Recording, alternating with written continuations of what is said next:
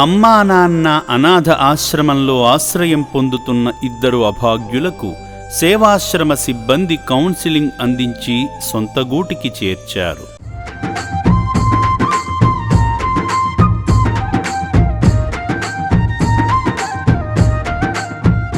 పూర్తి వివరాలలోకి వెళితే, గత నెల అక్టోబర్ 16వ తేదీన హైదరాబాద్ అఫ్జల్గంజ్ పోలీసులు రోడ్లపై తిరుగుతూ భిక్షాటన చేసుకుంటూ వాహనదారులను పాదచారులను ఇబ్బంది పెడుతున్న 7 అభాగ్యులను అమ్మా నాన్న అనాథ ఆశ్రమానికి తీసుకువచ్చి అప్పగించారు.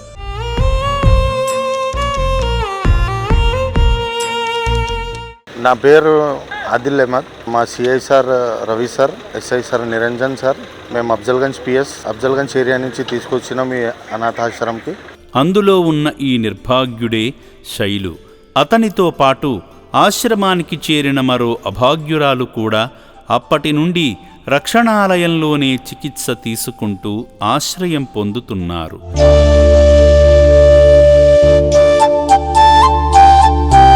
ఇరవై 22 రోజుల తరువాత వారి మానసిక స్థితిలో మార్పు వచ్చి ఆశ్రమ సిబ్బందికి వారి చిరునామా, వివరాలు చెప్పడంతో ఆశ్రమ యాజమాన్యం సూచనల మేరకు వారిని తీసుకుని ఆశ్రమ వ్యాన్లో బయలుదేరారు.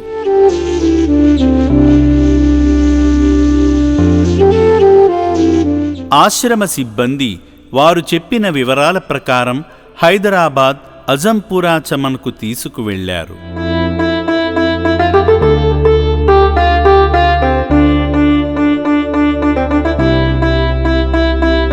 అక్కడ శైలుకు తెలిసిన స్థానికులు వచ్చి ఆశ్రమ సిబ్బందితో మాట్లాడి వీళ్లు గత 15 ఏళ్లుగా ఇక్కడే ఉంటున్నారని చెప్పారు. నా పేరు సీను. ఆయన 12 సంవత్సరాల నుంచి కనబడతాడు. నాకు సాయిలు పార పని చేస్తాడు, ఇక్కడనే ఉంటాడు. ఈ సందర్భంగా ఆశ్రమ సిబ్బంది వారిద్దరినీ స్థానికులకు అప్పగించారు.